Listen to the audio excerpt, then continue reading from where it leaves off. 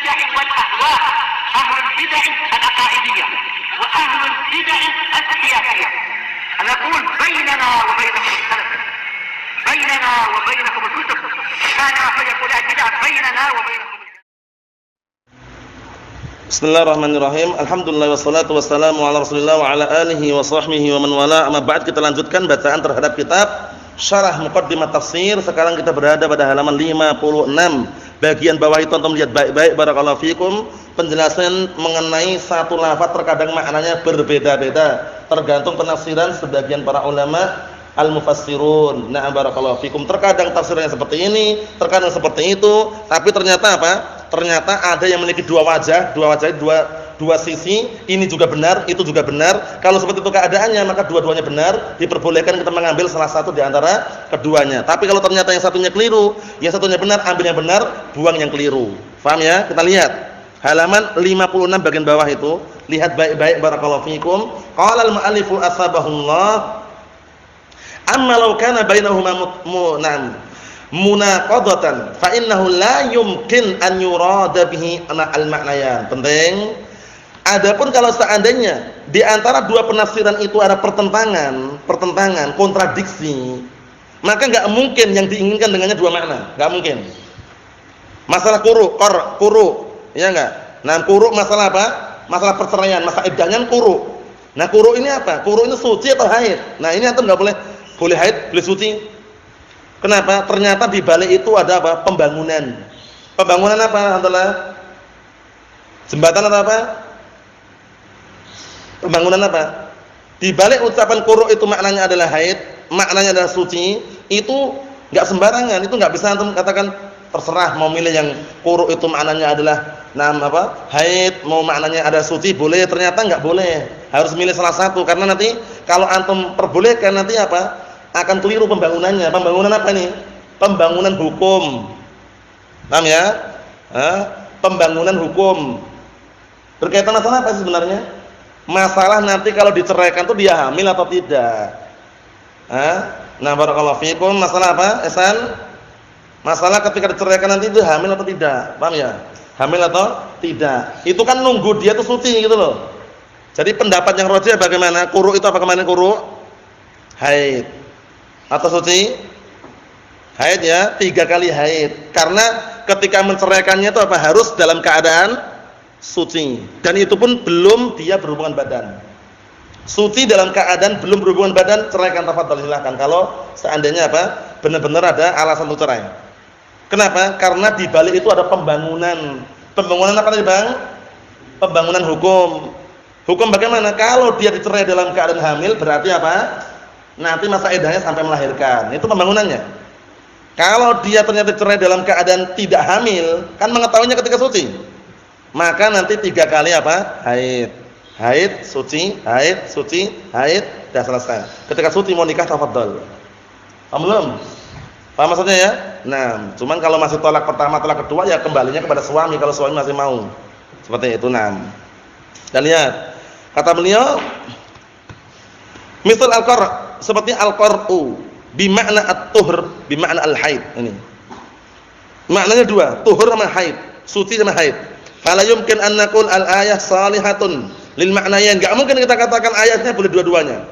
Ayatnya ini boleh dua-duanya, boleh qara' maknanya adalah suci, boleh qara' maknanya haid.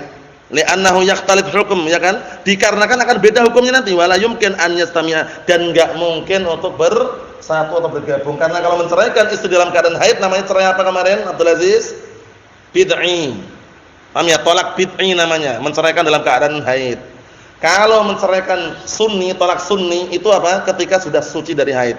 Dan itu pun dalam keadaan apa? Belum barakallahu fikum, belum berhubungan badan untuk menentukan hamil atau tidak. Paham ya? Jadi kenapa kok menunggu ketika suci handalah ini? Dalam rangka untuk apa tadi? Pembangunan apa? Pembangunan hukum. Mafhum Husain? Tapi kalau haid kan enggak nampak dia hamil atau belum, atau kan enggak nampak, karena orang hamil atau tidak itu ketahuannya setelah apa? Setelah suci gitu loh. Nah, barakallahu fikum, karena kalau orang hamil itu enggak ada yang haidan itu. Nah, kalau misalkan ada orang hamil kok haid kan dipertanyakan. Paham ya? Nah, barakallahu fikum. Kita lihat di sini. Paham Isa? Paham soalnya? Jadi enggak ada perempuan yang hamil itu haid, enggak ada. Percaya atau tidak? Harus percaya karena udah pengalaman, orang-orang yang sudah menikah udah pengalaman. Tahu itu ya. Kalau antum enggak percaya ya udah. Paham ya? Maksudnya enggak ada perempuan yang hamil kok haid itu enggak ada pokoknya. Paham ya? Kalau ada dipertanyakan. Paham ya? Nah, seperti itu. Kemudian perlu diperhatikan baik-baik. Lah kenapa ketika perempuan nah kemudian menyusui kok juga ketika menyusui tersebut, nah kata mereka ketika hamil kenapa kok enggak haid? Karena disebutkan para ulama, darah-darah yang seharusnya darah haid itu keluar, ternyata menjadi menjadi air susunya. Sehingga nanti ketika melahirkan langsung keluar air susu. Nah, dari ibu tersebut itulah proses ketika selama dia hamil tidak haid. Sebagian yang mengatakan seperti itu. Kesimpulannya Kesimpulannya di sini, lafaz qara' ini enggak boleh sembarangan. Mengambil pendapat yang rajih, yaitu Makna qara' sini haid. 3 kali haid itu masa iddahnya. Nah, kita lihat sini. Misal man raha fi sa'atil ula, barang siapa yang pergi pada jam pertama, ini masalah hari Jumatnya, ar-rawah yutlaq 'alal masir ba'da zawal syams. Rawah pergi.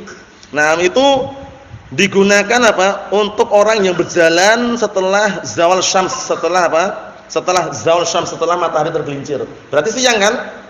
Siang berarti. Padahal kalau dalam hadis itu kan sebelum Jumat, ya enggak? Sebelum Jumatan. Wa yutlaq 'ala mujarridil masir. Ada juga mengatakan itu diitlaqkan semata-mata jalan itu sudah masuknya rawah. Ewa.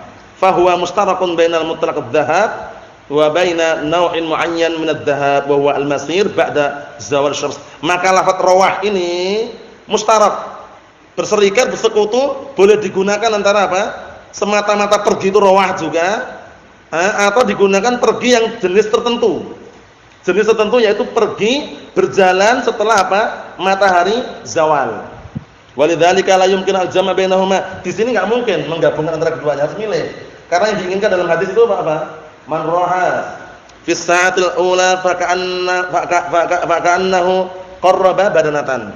Barang siapa yang datang pada jam pertama maka seakan-akan dia berkorban dengan seekor unta. Itu datangnya setelah zuhur atau sebelumnya berarti? Sebelumnya. Kalau kita milih yang berjalan setelah zawal berarti kan terlambat. Paham belum? Jadi milih yang satu. Kita lihat. Li'anna kalau dikarenakan kalau kamu mengatakan man raha fi sa'atil ula ma'nahu anna sa'at ba'da zawal. Kalau antum katakan barang siapa yang pergi pada jam pertama itu adalah jam-jam setelah zawal, setelah matahari tergelincir, fama'nahu la tabtadi' rawahak lil jum'ah illa ba'da zawal syams. Maksudnya Jangan kamu memulai kepergianmu untuk Jumat kecuali setelah matahari tergelincir. Wa 'ala hadza takun sa'at daqa'iq. Berarti makna di sini saat jam-jam ini cuma beberapa menit saja. Li'anal imama idza zalatus syams hadar. Karena imam itu kalau sudah matahari tergelincir masuk waktu zuhur, dia hadir. Ya enggak? Jadi kan naiknya adzan dikumandangkan ketika masuk zuhur. Ya enggak? Nah, seperti itu.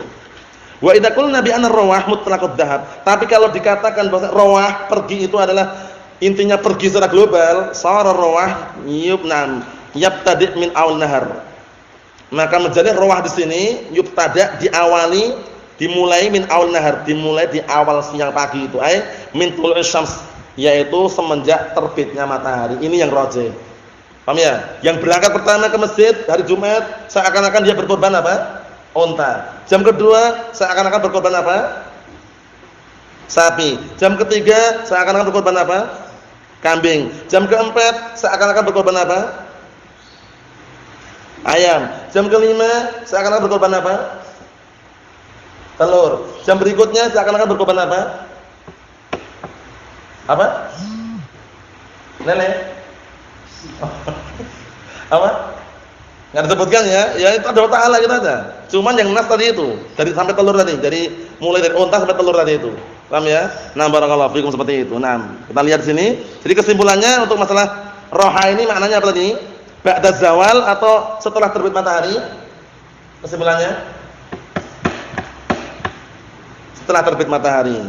Wa qauluhu, kemudian berikutnya kita lihat wa qauluhu, dan ucapan Allah taala wal fajri wa layalin 'ashr, demi waktu fajar dan malam-malam 10.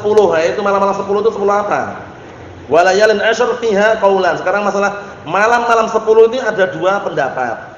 Fa ba'dhum qala, sebagian mereka mengatakan Nah, barakallahu fikum, hiyal layali asyr Ramadan. Maksudnya wailnya asrnya adalah apa? Adalah malam-malam 10 Ramadan. Nah, barakallahu fikum. Wa ba'dhum qala, sebagian mereka mengatakan walayalin asyr, dan malam-malam 10 hiya asyr Dzulhijjah. Ada yang mengatakan 10 Dzulhijjah. Jadi awal Dzulhijjah itu sampai apa? Sampai 10 Dzulhijjah. Kan dianjurkan untuk berpuasa mutlak, kan maksudnya mau puasa silakan. Tanggal 1, 2, 3, 4, 5, 6, 9, 10 enggak boleh puasa 10 Dzulhijjah. Kenapa enggak boleh puasa 10 Dzulhijjah?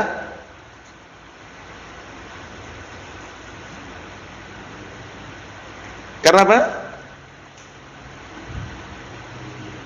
10 Dzulhijjah boleh puasa enggak? Kenapa enggak boleh? Karena bertepatan apa? Idul Adha. Haram hukumnya. Paham ya? Nah, ada yang mengatakan walayalin asyr ini adalah apa? 10 apa? 10 Dzulhijjah, awal 10 Dzulhijjah itu. Ada juga yang mengatakan apa? Na barakallahu fikum 10 hari akhir Ramadan. Kita lihat. Fasara fihal qaulan, berarti ada dua pendapat. Lisyirakil lafadz, karena lafadznya boleh digunakan ini dan itu. Kadzalika wasyaf'i wal watr. Asy-syafa' itu adalah genap, watr itu ganjil. Ba'dhum qala al-witr huwallah, al-watr huwallah, wasyafa' al-makhluq. Syafa' itu makhluk, watr itu Allah. Li'annahu qala wa min kulli syai'in khalaqna zawjaini. Nah, barakallahu fikum, dan segala sesuatu kami ciptakan berpasang-pasangan. Wa qala an-nabiy sallallahu alaihi wasallam innallaha witrun, ini benar kalau ini. Sesungguhnya Allah Taala itu ganjil, tunggal satu. Wa ba'dhum qala wasyaf'i wal watr huwal adad, ini hanya bilangan. Li'anna kullal khalaiq muta'addidatun, dikarenakan semua makhluk itu berbilang. Imma ila syafa' wa imma ila witr. Imma berbilang apa? Genap berpasang-pasangan, imma sendiri-sendiri. Paham ya? Wal lafdhu shalihun lil ma'nayin jami'an. Lafadznya ini boleh duanya. Boleh ini, boleh itu. Paham ya? Was-shalatu witrun. Salat witir juga kan? Was-shalatu witrun, salat witir. Saya tunggal satu. Li'anna shalatal lail tuhtam bil witr, karena salat malam itu diakhiri dengan apa? Witir ganjil. Ij'alu akhir shalatukum bil laili witra. Jadikanlah akhir malam salat kalian itu witir. Fatakun witran, maka menjadilah sini maknanya adalah makna witir adalah salat tadi, salat witir tadi. Nah, wa shalatun nahar tuhtam bil witr. Salat siang pun juga ditutup dengan witir. Kok bisa? Kok bisa, bagaimana handalah? Salat siang kok diakhiri witir?